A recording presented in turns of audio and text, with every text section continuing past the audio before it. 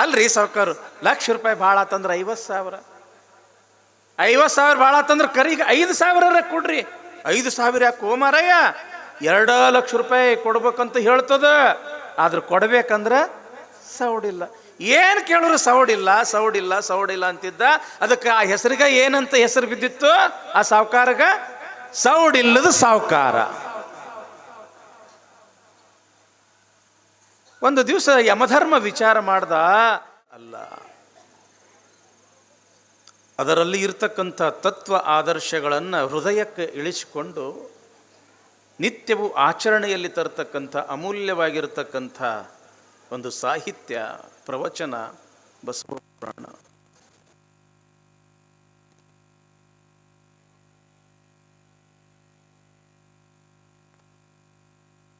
ಕಾಹ ಕೊಟ್ಟರು ಜವನವರು,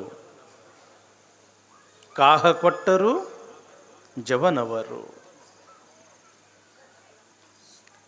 ನಿತ್ಯವಲ್ಲದ ಸಂಸಾರ ವೃಥಾ ಹೋಯಿತಲ್ಲ, ನಿತ್ಯವಲ್ಲದ ಸಂಸಾರ ವೃಥಾ ಹೋಯಿತಲ್ಲ. ಗುಹೇಶ್ವರ ನಿಕ್ಕಿದ ಕಿಚ್ಚು ಹೊತ್ತಿಕ್ಕಲುಂಟು ಅಟ್ಟುಣಲಿಲ್ಲ.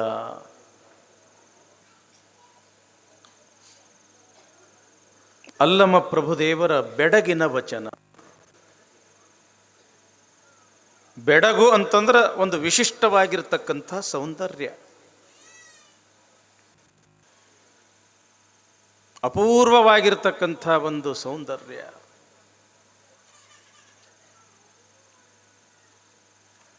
ಬೆಡಗಿನ ವಚನಗಳಿಗೆ ಕಬ್ಬಿಣದ ಕಡಲೆ ಅಂತ ಕರೆದಾರ. ಅಂದ್ರೆ ಅಟ್ಟು ಬಿರ್ಸ. ಆದ್ರೆ ತಿಳಿದು ನೋಡಿದ್ರೆ ನೀರು ಕುಡಿದಷ್ಟು ಸುಲಭ, ಅಮೃತದಷ್ಟು ರುಚಿ. ಬಹಳ ಸಣ್ಣ ವಚನ ತಂಗಿ ಇದು. ಈ 3 ಸಾಲಿನ ವಚನದೊಳಗ ಅಲ್ಲಮ ಪ್ರಭುದೇವರು ಎಲ್ಲವನ್ನ ತುಂಬಿಬಿಟ್ಟಾರ. ಇದರೊಳಗ ಜೀವಾತ್ಮ, ಪರಮಾತ್ಮ, ಬದುಕು, ಗುರಿ ಎಲ್ಲವೂ ಕೂಡ ಇದರೊಳಗೆ ತುಂಬಿಬಿಟ್ಟಾರ. ತೋಟವ ಬಿತ್ತಿದರು ಎಮ್ಮವರು. ನಾವು ನೀವು ಹೆಚ್ಚು ಕಡಿಮೆ ಒಕ್ಕಲಿಗರು. ಹೊಲ ಅಂದ್ರೆ ಏನು ಗೊತ್ತು ನಮಗೆಲ್ಲ. ತೋಟ ಅಂತಂದ್ರೆ ಏನು ಅಂತ ನಮ್ಮೆಲ್ಲರಿಗೂ ಕೂಡ ಗೊತ್ತು. ತೋಟವ ಬಿತ್ತಿದರು ಎಮ್ಮವರು. ಇಡೀ ಪ್ರಪಂಚ ಅನ್ನೋದು ಏನದ ಅಲ್ಲ, ಜಗತ್ತು ಅನ್ನೋದು ಏನು ಅದ ಅಲ್ಲ, ಇದೊಂದು ತೋಟ ಅಂತಾರೆ ಅಲ್ಲಮ ಪ್ರಭುದೇವರು. ಈಗ ಒಂದು ತೋಟ ಅದ ಅಂತಂದ್ರೆ ಅದಕ್ಕೆ ಮಾಲಕರು ಇರ್ಬೇಕಲ್ಲ.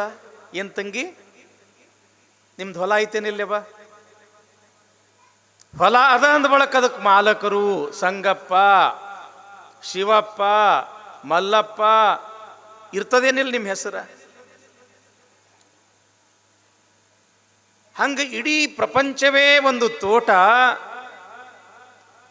ಈ ತೋಟದ ಮಾಲೀಕರು ಒಬ್ಬರಲ್ಲ, ಇಬ್ರು. ಬಹಳ ವಿಶೇಷದ, ಬಹಳ ಚಂದದ, ಲಕ್ಷ್ಯ ಕೊಟ್ಟು ಕೇಳ್ರಿ. ಯಾಕ ಇಲ್ಲಿ ಬಿತ್ತಿದರು ಅಂತ ಬಹುವಚನ ಪ್ರಯೋಗ ಮಾಡಿದಾರ. ಬಿತ್ತಿದ ಅನ್ಲಿಲ್ಲ, ಅಥವಾ ಬಿತ್ತಿದಳು ಅನ್ನಲಿಲ್ಲ, ಬಿತ್ತಿದರು.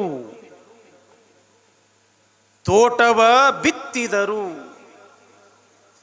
ಈ ತೋಟದ ಮಾಲಕರು ಇಬ್ರು. ಯಾರವರು? ಶಿವ ಮತ್ತು ಶಕ್ತಿ, ಪಾರ್ವತಿ ಮತ್ತು ಪರಮೇಶ್ವರ.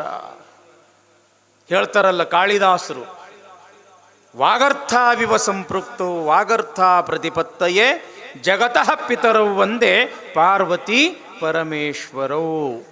ಜಗತ್ತಿನ ತಂದೆ ತಾಯಿಯಾಗಿರ್ತಕ್ಕಂಥ ಪಾರ್ವತಿ ಪರಮೇಶ್ವರರು ಹೆಂಗ ಅದರ ಅಂತಂದ್ರೆ, ಪರಮಾತ್ಮನನ್ನ ಬಿಟ್ಟು ಪಾರ್ವತಿ ಇಲ್ಲ, ಪಾರ್ವತಿಯನ್ನ ಬಿಟ್ಟು ಪರಮಾತ್ಮ ಇಲ್ಲ.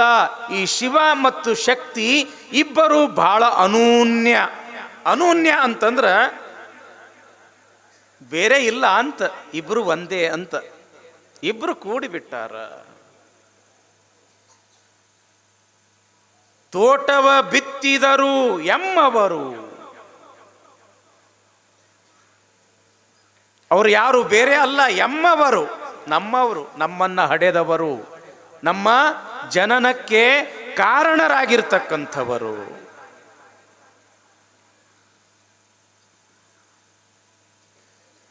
ಇಲ್ಲಿ ಶಿವ ಮತ್ತು ಶಕ್ತಿ. ಇಲ್ಲಿ ಶಕ್ತಿ ಏನು ಮಾಡಿದಳು ಅಂತಂದ್ರೆ, ಶಿವನ ಸಾನ್ನಿಧ್ಯದೊಳಗೆ ಈ ಎಲ್ಲ ಜೀವರಾಶಿಗಳನ್ನ ಸೃಷ್ಟಿ ಮಾಡಿದಳು. ಕೇಳ್ರಿ ಬಾ, ನಮ್ಮ ದಿನನಿತ್ಯದ ಜೀವನದೊಳಗೆ ಏನಾಗ್ಯದ ಅಂತಂದ್ರೆ, ಅಡುಗೆ ಮಾಡೋದು, ಉಣ್ಣುವುದು, ಮನೆಯ ಕೆಲಸ ಮಾಡೋದು, ಹೊಲಕ್ಕೆ ಹೋಗಿ ದುಡಿಯೋದು, ಗಂಡ ಹೆಂಡತಿ ಮಕ್ಕಳು ಅತ್ತಿ ಮಾವ, ಈ ಸಂಸಾರದೊಳಗೆ ಏನು ಆಗಕತ್ತದ ಅಂತಂದ್ರೆ, ಒಂದು ದಿವಸ ನಾವು ಸತ್ತು ಹೋಗಕತ್ತೀವಿ. ಆದ್ರೆ ನಾವು ಯಾರು, ನಾವು ಏನು, ಯಾವ ಸ್ವರೂಪ, ಈ ಭೂಮಿಗೆ ಯಾಕೆ ಬಂದೀವಿ, ಮತ್ತು ನಾವು ಎಲ್ಲಿಗೆ ಹೋಗ್ಬೇಕಾಗ್ಯದ ಅಂತ ನಮ್ಮ ಅಂತರ್ ಜ್ಞಾನವನ್ನು, ನಮ್ಮಲ್ಲಿ ಇರ್ತಕ್ಕಂಥ ಆತ್ಮಜ್ಞಾನವನ್ನು ನಾವು ತಿಳ್ಕೊಳ್ಳೋಕೆ ಯಾರೂ ಪ್ರಯತ್ನ ಮಾಡ್ತಾ ಇಲ್ಲ.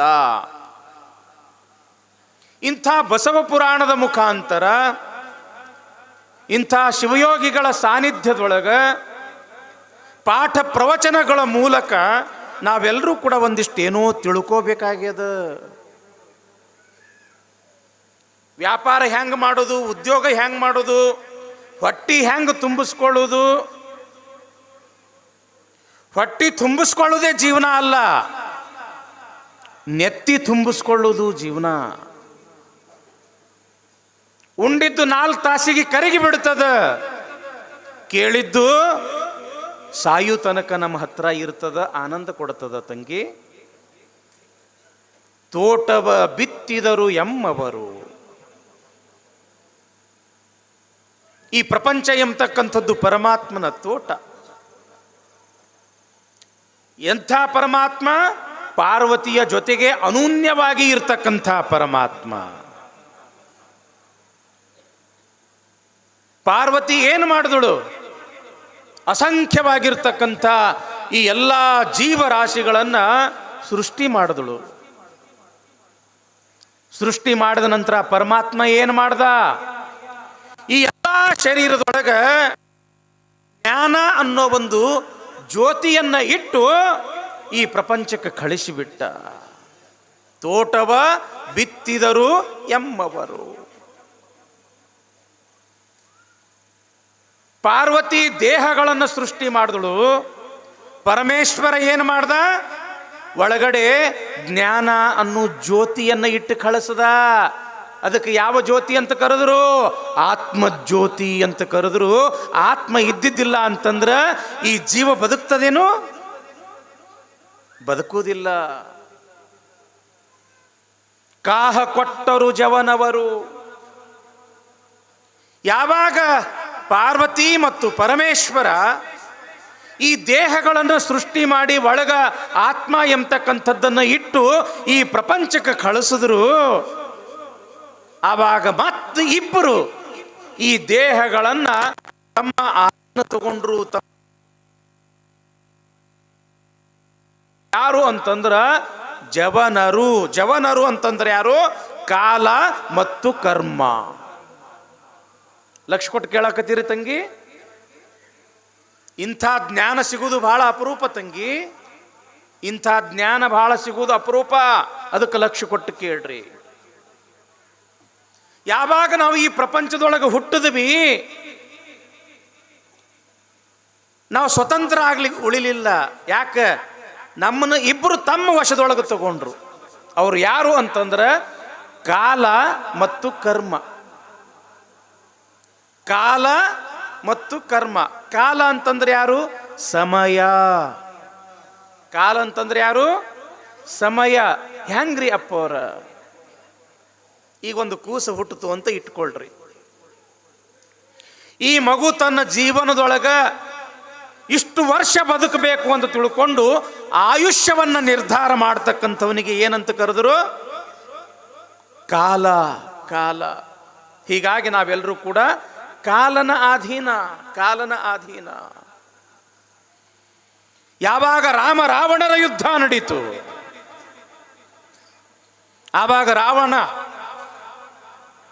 ಆ ಕಾಲನನ್ನು ಕೇಳ್ತಾನ, ಹೇ ಕಾಲ, ನನಗೆ ಇನ್ನಷ್ಟು ಆಯುಷ್ಯ ಕೊಡು, ನನ್ನ ಬಂಗಾರದ ಲಂಕೆಯನ್ನೇ ನಾನು ನಿನಗೆ ಕೊಟ್ಟು ಬಿಡ್ತೀನಿ, ನನಗೆ ಇನ್ನೊಂದಿಷ್ಟು ಟೈಮ್ ಕೊಡು ಅಂದವ. ಟೈಮ್ ಕೊಡು ಅಂದ. ಆವಾಗ ಕಾಲ ಅಂತನ, ಆಯುಷ್ಯ ಕ್ಷಣ ಏಕೋಪಿ ನ ಲಭ್ಯ ಸ್ವರ್ಣ ಕೋಟಿಭಿಹಿ. ಏ ರಾವಣ, ಇಂಥದ್ದು ಒಂದಲ್ಲ, ನೀ ಲಕ್ಷ ಲಕ್ಷ ಬಂಗಾರದ ಲಂಕೆಗಳನ್ನು ಕೊಡ್ತೀನಿ ಅಂದ್ರೂ ಕೂಡ ನಾನು ಕೊಡುವುದಿಲ್ಲ. ಯಾಕ? ನಿನ್ನ ಟೈಮ್ ಮುಗ್ದಾದ. ಟೈಮ್ ಮುಗಿತು ಅಂತಂದ್ರೆ ಮುಗಿದು ಹೋತು, ಹೋಗುದು ಒಂದ. ಈ ಟೈಮಿಗೆ ಏನಂತ ಕರೀತಾರ?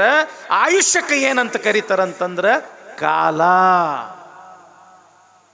ಇನ್ನು ನಿಮಗೆ ಸ್ವಲ್ಪ ತಿಳಿಸಿ ಹೇಳಬೇಕು ಅಂತಂದ್ರೆ, ಒಂದು ಊರಾಗ ಒಬ್ಬ ದೊಡ್ಡ ಸಾಹುಕಾರ. ದೊಡ್ಡ ಸಾಹುಕಾರ ಅಂದ್ರೆ ಗೊತ್ತಾಗ್ತದಲ್ಲ, ಬಹಳಷ್ಟು ಬಂಗಾರ ಬೆಳ್ಳಿ ಹೊಲ ಆಸ್ತಿ ಅಂತಸ್ತು ಇರೋವನು ದೊಡ್ಡ ಸಾಹುಕಾರ. ಊರನ್ ಜನ ಅವನಿಗೆ ಯಾವ ಸಾಹುಕಾರ ಅಂತ ಕರಿತಿದ್ರು ಅಂತಂದ್ರೆ ಸೌಡಿಲ್ಲದ ಸಾಹುಕಾರ. ಸೌಡಿಲ್ಲದ ಸಾಹುಕಾರ. ಸೌಡಿಲ್ಲದ ಸಾಹುಕಾರ. ಕ್ಯಾಡ್ಗಾಗಿರ್ತಕ್ಕಂಥ 4 ಮಂದಿ ಹಿರಿಯರು ಕೂಡಿ ಆ ಸಾಹುಕಾರನ ಮನೆಗೆ ಹೋಗಿ, ಏನ್ರಿ ಸಾಹುಕಾರ, ಕೋಟ್ಯಾಧೀಶ್ವರದಿರಿ, ಮಠದಾಗ ಅಪ್ಪವ್ರು ದೊಡ್ಡ ಕಾರ್ಯಕ್ರಮ ಮಾಡಕತ್ತಾರ, 200 ಮಂದಿ ಅಪ್ಪಗಳು ಬರಾಕತ್ತಾರ, ಸಾಮೂಹಿಕ ಮದುವೆ ಮಾಡಕತ್ತಾರ, ಬಸವ ಪುರಾಣ ಇಟ್ಟಾರ, ಭಾಳ ದೊಡ್ಡ ಕಾರ್ಯಕ್ರಮ ಅದ, ಕನಿಷ್ಠ ಅಂದ್ರೆ 1 ಕೋಟಿ ರೂಪಾಯಿ ಖರ್ಚು ಬರ್ತದ, ದೇವ್ರು ನಿಮಗೆ ಸಾಕಷ್ಟು ಕೊಟ್ಟಾನ, ಅದಕ್ಕೆ 1 ಲಕ್ಷ ರೂಪಾಯಿ ನೀವು ಕಾಣಿಕ ಕೊಡ್ರಿ ಅಂತ 4 ಮಂದಿ ಕೇಳಿದ್ರು ಅಂತಂದ್ರೆ ಏನಂತಿದ್ದವ? ಇಷ್ಟು ಮಂದಿ ಅಪ್ಪವ್ರು ಬರಾಕತ್ತಾರ, ಇಷ್ಟು ದೊಡ್ಡ ಕಾರ್ಯಕ್ರಮ, ಇಷ್ಟು ಮಂದಿ ಅಲ್ಲಿ ಪ್ರಸಾದ ಮಾಡ್ತಾರ, ಭಾಳ ದೊಡ್ಡ ಕಾರ್ಯಕ್ರಮ ಮಾಡಕತ್ತೀರಿ ಬಿಡ್ರಿಪ್ಪ, ನೀವು ಮಾಡೋ ಕಾರ್ಯಕ್ರಮ ನೋಡಿದ್ರೆ 1 ಲಕ್ಷ ಅಲ್ಲ 2 ಲಕ್ಷ ರೂಪಾಯಿ ಕೊಡಬೇಕು ಅಂತ ನನ್ನ ಮನಸ್ಸು ಹೇಳ್ತದ ಖರೆ, ಆದ್ರೆ ಕೊಡಬೇಕು ಅಂದ್ರೆ ಸೌಡಿಲ್ಲ. ಕೊಡ್ಬೇಕಂದ್ರೆ ಸೌಡಿಲ್ಲ. ಅಲ್ರಿ ಸಾವ್ಕಾರು, 1 ಲಕ್ಷ ರೂಪಾಯಿ ಭಾಳ ಆತಂದ್ರೆ 50,000, 50,000 ಭಾಳ ಆತಂದ್ರೆ ಕರಿಗೆ 5,000 ಕೊಡ್ರಿ. 5,000 ಯಾಕೋ ಮಾರಾಯ, 2 ಲಕ್ಷ ರೂಪಾಯಿ ಕೊಡ್ಬೇಕಂತ ಹೇಳ್ತದ, ಆದ್ರೆ ಕೊಡ್ಬೇಕಂದ್ರೆ ಸೌಡಿಲ್ಲ. ಏನು ಕೇಳಿದ್ರು ಸೌಡಿಲ್ಲ ಸೌಡಿಲ್ಲ ಸೌಡಿಲ್ಲ ಅಂತಿದ್ದ. ಅದಕ್ಕೆ ಆ ಹೆಸರಿಗೆ ಏನಂತ ಹೆಸರು ಬಿದ್ದಿತ್ತು ಆ ಸಾಹುಕಾರಗ? ಸೌಡಿಲ್ಲದ ಸಾಹುಕಾರ. ಒಂದು ದಿವಸ ಯಮಧರ್ಮ ವಿಚಾರ ಮಾಡ್ದ, ಈ ಸಾಹುಕಾರ ಹುಟ್ಟಿ 70 ವರ್ಷ ಆತು, ಇವತ್ತಿಗೆ ಅವನ ಆಯುಷ್ಯ ಮುಗ್ದದ. 70 ವರ್ಷ ಆದ್ರೂ ಕೂಡ 7 ಪೈಸಾ ಯಾರಿಗೂ ದಾನ ಮಾಡಿಲ್ಲ. ಇನ್ನು ಸಾಯ ಟೈಮ್ನಾಗರ 1 ರೂಪಾಯಿ ಆದರೂ ದಾನ ಮಾಡಿ ಪುಣ್ಯ ಕಟ್ಕೋತಾನೋ ಹೆಂಗೋ ಅಂತ ತಿಳ್ಕೊಂಡು ಪರೀಕ್ಷೆ ಮಾಡಬೇಕು ಅಂತ ಯಾರ ವೇಷ ಹಾಕೊಂಡ ಯಮಧರ್ಮ? ಭಿಕ್ಷುಕನ ಭಿಕಾರಿ ವೇಷ ಹಾಕೊಂಡ. ಇವ ಕಾರ್ನಾಗ ಕುಂತು ಅಗ್ದಿ ಬಹಳ ಟಿಪ್ ಟಾಪ್ ಆಗಿ ನಡೆದಿದ್ದ. ಒಮ್ಮ ಆ ಕಾರಿಗೆ ಅಡ್ಡು ಬಂದುಬಿಟ್ಟ. ಯಾರು? ಭಿಕ್ಷುಕನ ವೇಷದಲ್ಲಿ ಇರ್ತಕ್ಕಂಥ ಯಮಧರ್ಮ. ನೋಡ್ದ ಸಾಹುಕಾರ, ಮೈಯೆಲ್ಲ ಬಾಗಿ ಬಿಟ್ಟದ, ಬಟ್ಟಿ ಹರಿದಾವ, ಕೈಯಾಗ ಬಡಗಿ ಅದ, ಇನ್ನೊಂದು ಕೈಯಾಗ ಭಿಕ್ಷಾ ಪಾತ್ರೆ ಅದ. ಸಿಟ್ಟು ಬಂತು, ಏ ಭಿಕಾರಿ, ನನ್ನ ಕಾರ ಸಿಕ್ಕಿತ್ತೇನೆ ನಿನಗೆ ಸಾಯಕ್ಕ? ಸರಿ ಅತ್ತಾಗ ಅಂತ ತಿಳ್ಕೊಂಡು ಬೈದ. ಸಾಹುಕಾರ ಹತ್ರ ಬಂದ, ತನ್ನ ಭಿಕ್ಷಾ ಪಾತ್ರೆ ಮುಂದೆ ಒಡ್ಡದ. ಸಾಹುಕಾರ, ಸುತ್ತ 20 ಹಳ್ಳಿಯಾಗ ನಿಮ್ಮಂತ ದೊಡ್ಡ ಸಾಹುಕಾರ ಯಾರು ಇಲ್ಲ ಅಂತ ಕೇಳೀನಿ. 3 ದಿವಸ ಆತು, ಹೊಟ್ಟಿಗೆ ತುತ್ತ ಅನ್ನ ಇಲ್ಲ. ಇಲ್ಲೇ ಪಕ್ಕದೊಳಗೆ ಹೋಟೆಲ್ ಅದ, 20 ರೂಪಾಯಿ ಕೊಟ್ರು ಹೊಟ್ಟಿ ತುಂಬ ಊಟ ಕೊಡ್ತಾರ, ಅದಕ್ಕೆ ಒಂದು 20 ರೂಪಾಯಿ ಕೊಡ್ರಿ ಅಂತ ತಿಳ್ಕೊಂಡು ಹಿಂಗೆ ಕೈ ಮುಂದೆ ಚಾಚದ, ಭಿಕ್ಷಾ ಪಾತ್ರೆ ಒಡ್ಡದ. ಆವಾಗ ಸಾಹುಕಾರ ನೋಡ್ದ. ಮನುಷ್ಯ ಅಂತಂದ್ರೆ ಸ್ವಲ್ಪ ಅಂತಃಕರಣ ಇರುವುದಲ್ರಿ, ಎಟ್ಟು ಅವನನ್ನು ನೋಡ್ದ, ಪಾದದಿಂದ ಮಸ್ತಕ ತನಗ ನೋಡ್ದ. ನೋಡಿ ಅಂತನ, ಹೌದಲ್ಲೋ ಮಾರಾಯ. ಹೊಟ್ಟಿ ನೋಡಿದ್ರೆ ಬೆನ್ನಿಗೆ ಹತ್ಯಾದ, ಕಣ್ಣು ನೋಡಿದ್ರೆ ಪೂರ್ತಿ ಒಳಗೆ ಹೋಗ್ಬಿಟ್ಟಾವ, ಬಾಯಾಗ ಒಂದು ಹಲ್ಲು ಇಲ್ಲ. ಈಗ ಸಾಹಿತ್ಯ ಆಗ ಸಾಹಿತ್ಯ ಅನ್ನೋ ಪರಿಸ್ಥಿತಿ ಒಳಗ ಅದ. ನಿನ್ನ ಈ ಪರಿಸ್ಥಿತಿ ನೋಡಿ 20 ರೂಪಾಯಿ ಯಾಕ 20,000 ರೂಪಾಯಿ ಕೊಡ್ಬೇಕು ಅನಿಸ್ತದೋ, ಆದ್ರೆ ಕೊಡ್ಬೇಕಂದ್ರೆ ಸೌಡಿಲ್ಲ. ಅಲ್ರಿ ಸಾವುಕಾರ, 20 ರೂಪಾಯಿ ಭಾಳ ಆತು ಅಂದ್ರೆ 10 ರೂಪಾಯಿ ಕೊಡ್ರಿ, 10 ರೂಪಾಯಿನೂ ಭಾಳ ಆತು ಅಂತಂದ್ರೆ 5 ರೂಪಾಯಿ ಕೊಡ್ರಿ, ಒಂದು ಕಪ್ ಚಾನಾರ ಕುಡಿತೀನಿ ಅಂತ ಆ ಭಿಕ್ಷುಕ ಅಂತಾನ. ಮತ್ತೇನಂತ ನೀವ 5 ರೂಪಾಯಿ ಯಾಕಪ್ಪ, ನಿನ್ನ ಪರಿಸ್ಥಿತಿ ನೋಡಿದ್ರೆ 20,000 ರೂಪಾಯಿನ ಕೊಡಬೇಕು ಅಂತ ಹೇಳ್ತದ, ಆದ್ರೆ ಕೊಡ್ಬೇಕಂದ್ರೆ ಸೌಡಿಲ್ಲ. ಯಾವಾಗ 20 ರೂಪಾಯಿ 5 ರೂಪಾಯಿ ಕೊಡಾಕು ಕೂಡ ಸೌಡಿಲ್ಲ ಅಂಥೇಳಿ ಅಂದ. ನೋಡ್ರಿ ಎಂಥ ಪುಣ್ಯ ನಿಮ್ಮದು. ಯಾರು ಬಂದ್ರು ನಿಮ್ಮ ಮಠಕ್ಕೆ ನಿಮ್ಮ ಊರಿಗೆ ಅಂತಂದ್ರೆ ಆ ಕಡೆ ತುझे क्या मिला, तुझे नहीं देख पाया, तुझे नहीं देख पाया, तुझे नहीं देख पाया ಅಂತ ಬರೀತಾರೆ. ಅಂದ್ರ ಈ ಪ್ರಪಂಚ ಎಂಬತಕ್ಕಂಥ ಸಂತೆಯೊಳಗೆ ನಾನು ಸಾಕಷ್ಟು ಸಲ ಸಾಕಷ್ಟು ದಿನ ತಿರುಗಾಡಿದೆ.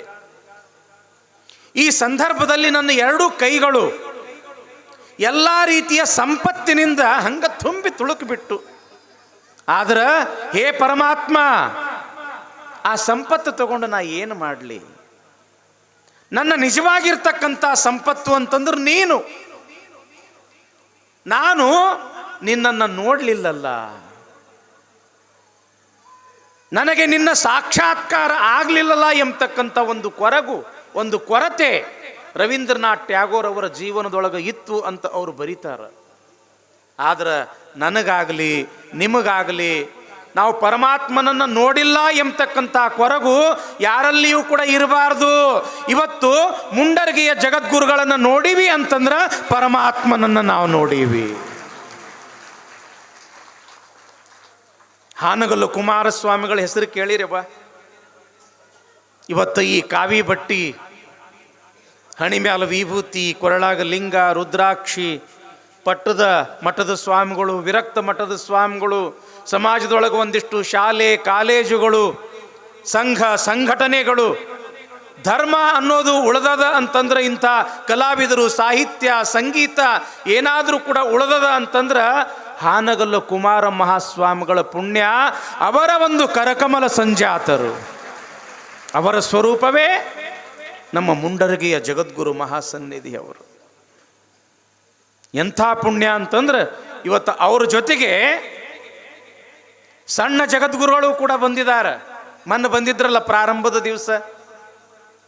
ಅವ್ರು ಎಷ್ಟು ಸೀದಾ ಇರ್ತಾರ ಅಂತಂದ್ರೆ, ಅಷ್ಟು ದೊಡ್ಡ ಜಗದ್ಗುರು ಪೀಠಕ್ಕೆ ಸಣ್ಣ ಜಗದ್ಗುರುಗಳಾಗಿದ್ರು ಕೂಡ ಅಲ್ಲಿ ಘಟಪ್ರಭಾ ಅಂತ ಬರ್ತದೆ. ಘಟಪ್ರಭಾ ಬೆಳಗಾವಿ ಜಿಲ್ಲಾದೊಳಗೆ.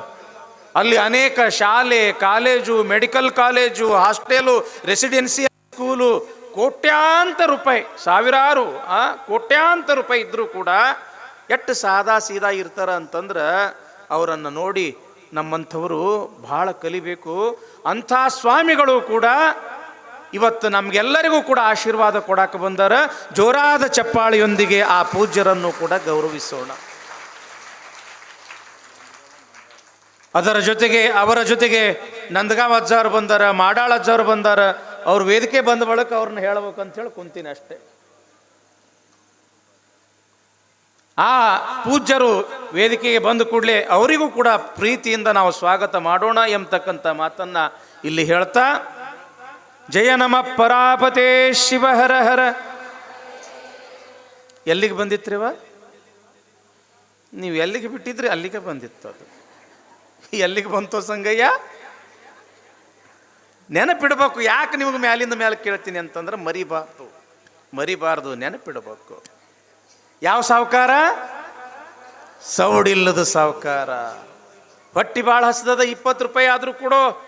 ನಿನ್ನ ಪರಿಸ್ಥಿತಿ ನೋಡಿದ್ರೆ 2,000 ರೂಪಾಯಿ ಕೊಡ್ಬೇಕು ಅನಿಸ್ತದ, 20,000 ಕೊಡ್ಬೇಕು ಅನಿಸ್ತದ. ಕೊಡ್ಬೇಕಂದ್ರೆ ಸೌಡಿಲ್ಲ. 5 ರೂಪಾಯಿನಾರ ಕೊಡು, ಚಾ ಕುಡಿತೀನಿ. 5 ರೂಪಾಯಿ ಯಾಕ 20,000 ಕೊಡ್ಬೇಕಂತ ಮನಸ್ಸು ಹೇಳ್ತದ.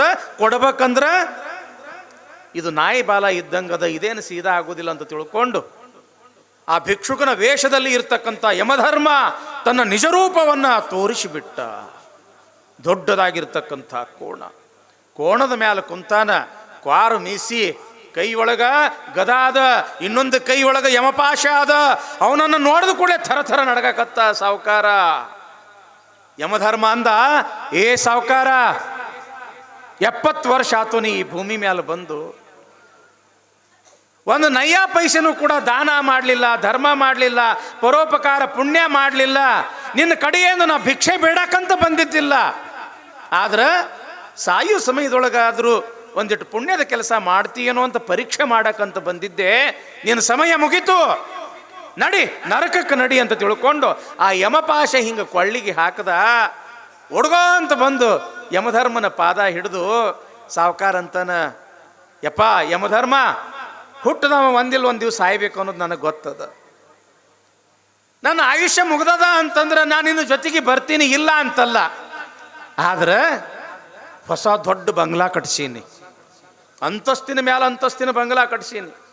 ಇವತ್ತಾದ್ರೂ ಓಪನಿಂಗ್ ಅದ, ಭಾಳತ್ತೇನು ಬೇಡ, ಬರೇ 1 ತಾಸು ನನಗೆ ಟೈಮ್ ಕೊಡು.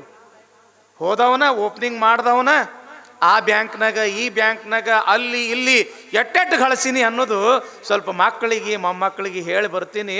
ನನಗೆ ಭಾಳಷ್ಟು ಏನಿಲ್ಲ ಟೈಮ, ಬರೇ 1 ತಾಸು ಕೊಡು ಅಂತ ತಿಳ್ಕೊಂಡು ಸಾವುಕಾರ ಕೇಳ್ದ. ಅವಾಗ ಯಮ ಅಂತನಂತ, ಹೌದು ಸಾವುಕಾರನ ಹೇಳೋದು ಕರೆ ಅದ, ಭಾಳ ಗಳಿಸಿದಿ. ಎಷ್ಟು ಗಳಿಸಿದಿ ಅಂತಂದ್ರೆ 7 ಜನ್ಮ ಹುಟ್ಟಿ ಬಂದರೂ ಸಹಿತ ಖರ್ಚು ಆಗಲಾರ್ದಷ್ಟು ಗಳಿಸಿದಿ. ನಿನ್ನ ಪರಿಸ್ಥಿತಿ ನೋಡಿದ್ರೆ 1 ತಾಸು ಯಾಕೋ 1 ವರ್ಷ ನಿನಗೆ ಟೈಮ್ ಕೊಡ್ಬೇಕಂತ ಹೇಳ್ತದ ಮನಸ್ಸ. ಆದ್ರೆ ನಿನಗೆ ಟೈಮ್ ಕೊಡಾಕ ನನಗೆ ಸೌಡಿಲ್ಲ. 1 ತಾಸು ಬಿಡ್ರಿ, ತಗೊಂಡಿರ್ತಕ್ಕಂಥ ಉಸಿರ ಮತ್ತು ಹೊರಗೆ ಬಿಡ್ತೀನಿ ಅಂದ್ರೂ ಕೂಡ ಟೈಮ್ ಇಲ್ಲ ಅಂತ ತಿಳ್ಕೊಂಡು ಕೊಳ್ಳಿಗೆ ಯಮಪಾಶ ಹಾಕಿ ದರದರ ಅಂತ ಎಳ್ಕೊಂಡು ಹೋದ್ನಂತ. ಯಾಕೆ ಈ ಮಾತು ಹೇಳ್ತೀನಿ ಅಂತಂದ್ರೆ, ಸಮಯ ಅನ್ನೋದು ಮುಗಿತು ಅಂತಂದ್ರೆ ಮುಗಿದು ಹೋತು. ತೋಟವ ಬಿತ್ತಿದರು ಎಮ್ಮವರು, ಕಾಹ ಕೊಟ್ಟರು ಜವನರು.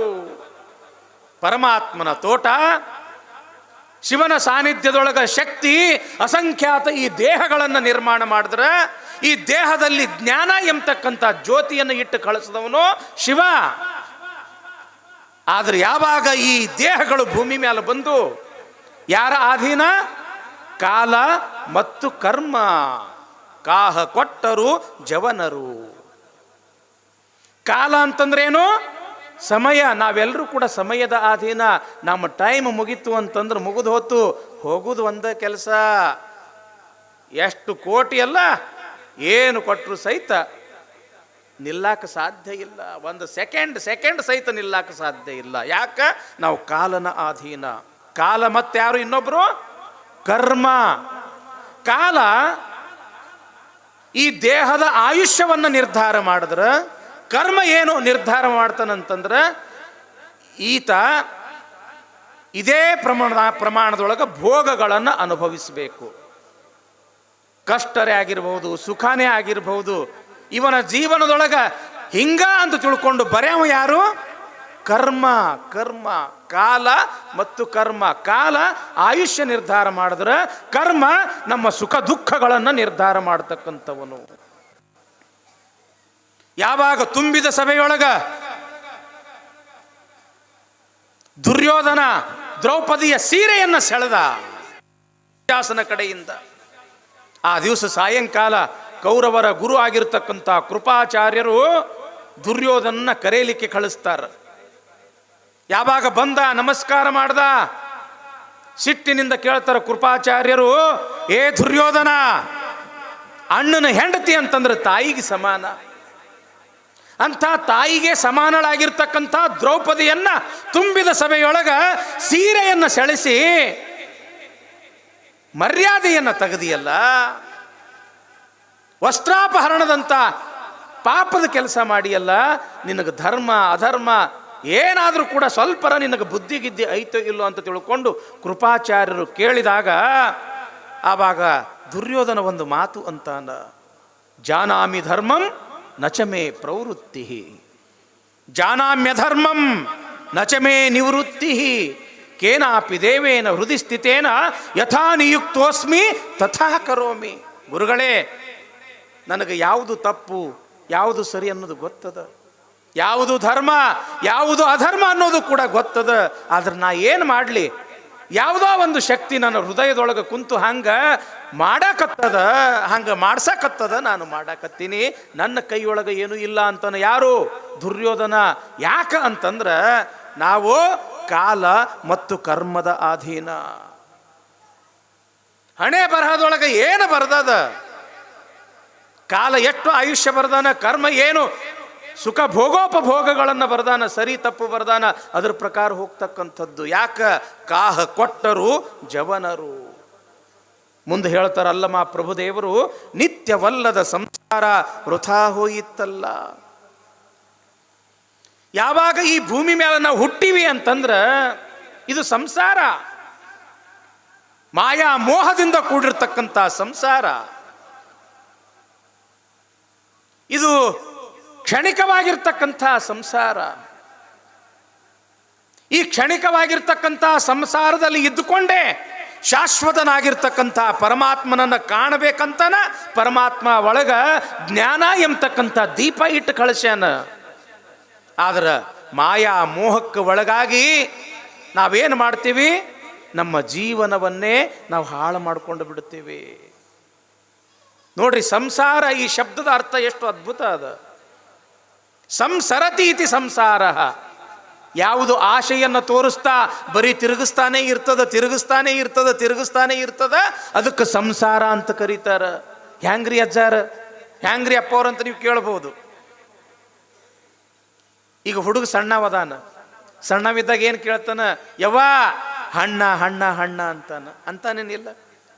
ಅದೇ ವಯಸ್ಸಿಗೆ ಬಂದ ಅಂತಂದ್ರೆ ಯವ್ವ ಹೆಣ್ಣ ಹೆಣ್ಣ ಹೆಣ್ಣ ಅಂತಾನ. ಮತ್ತಿನ್ನು ವಯಸ್ಸು ಮುಗಿತು ಅಂತಂದ್ರೆ ಮಣ್ಣ ಮಣ್ಣ ಮಣ್ಣ ಅಂತಾನ. ಹೌದೇನಿಲ್ಲ? ಬಾಲ್ಯದಲ್ಲಿ ಹಣ್ಣು, ಯೌವನದಲ್ಲಿ ಹೆಣ್ಣು, ಮುಪ್ಪಿನಲ್ಲಿ ಮಣ್ಣು. ಒಂದು ದಿವಸ ಸತ್ತ ಹೋಗ್ತಾನೆ, ಖರೆ ಯಾವುದ್ರೊಳಗೂ ಕೂಡ ಸುಖ ಕಾಣುವುದಿಲ್ಲ. ಇದಕ್ಕೆ ಸಂಸಾರ ಅಂತ ಕರೀತಾರ. ಮಾಯಾ ಮೋಹಕ್ಕೆ ಒಳಗಾಗಿ ಪುನರಪಿ ಜನನಂ ಪುನರಪಿ ಮರಣಂ ಪುನರಪಿ ಜನನಿ ಜಠರೇ ಶಯನಂ. ಈ ಹುಟ್ಟು ಸಾವು ಎಂಬತಕ್ಕಂಥ ಭವಚಕ್ರದಲ್ಲಿಯೇ ಈತ ಒದ್ದಾಡ್ತಾನ. ಈತ ಭವಚಕ್ರದಲ್ಲಿ ಒದ್ದಾಡಬಾರ್ದಂತನ ಪರಮಾತ್ಮ ಏನು ಮಾಡ್ಯಾನ? ನಮ್ಮೊಳಗ ಜ್ಞಾನ ಅನ್ನೋ ಜ್ಯೋತಿಯನ್ನು ಕೊಟ್ಟಾನ. ಅದನ್ನು ಬೆಳಗಿಸಿ ನಾವು ಅದರ ಬೆಳಕನ್ನು ಕಾಣಬೇಕು ಅಂತ ಜ್ಞಾನ ಎಂಬತಕ್ಕಂಥ ಜ್ಯೋತಿಯನ್ನು ಬೆಳಗಿಸ್ಕೋಬೇಕಾಗಿತ್ತು ಅಂತಂದ್ರೆ ಇಂಥ ಪಾಠ ಪ್ರವಚನ, ಇಂಥ ಶಿವಯೋಗಿಗಳ ದರ್ಶನ ಆಯಿತು ಅಂತಂದ್ರೆ ಸಾಕು, ನಿಮ್ಮ ಜನ್ಮ ಸಾರ್ಥಕ ಆಗ್ತೈತಿ ತಂಗಿ. ಅದಕ್ಕೆ ಗುಹೇಶ್ವರ ನಿಕ್ಕಿದ ಕಿಚ್ಚು ಹೊತ್ತಿಕ್ಕಲುಂಟು ಅಟ್ಟುಣಲಿಲ್ಲ. ಯಾವಾತ ಬರೇ ಸಂಸಾರದೊಳಗ ಬಿದ್ಕೊಂಡು ಒದ್ದಾಡಿ ಒದ್ದಾಡಿ ಒದ್ದಾಡಿ ಸತ್ತು ಹೋಗ್ತಾನ, ಅವನಿಗೆ ಮೋಕ್ಷ ಎಂಬತಕ್ಕಂಥದ್ದು ಇಲ್ಲ ಎಂಬತಕ್ಕಂಥ ಮಾತನ್ನು ಇಲ್ಲಿ ಪೀಠಿಕಾ ಭಾಗದೊಳಗೆ ತಿಳಿತಾ, ಇನ್ನು ಪುರಾಣ ಭಾಗದೊಳಗೆ ಯಾವ ವಿಚಾರ ಬರ್ತದೆ ಅನ್ನೋದನ್ನು ನಮ್ಮ ಗವಾಯಿಗಳು ಒಂದು ಹಾಡನ್ನು ಹೇಳ್ತಾರೆ. ನಂತರ ವಿಷಯ ಮುಂದುವರಿಸೋಣ.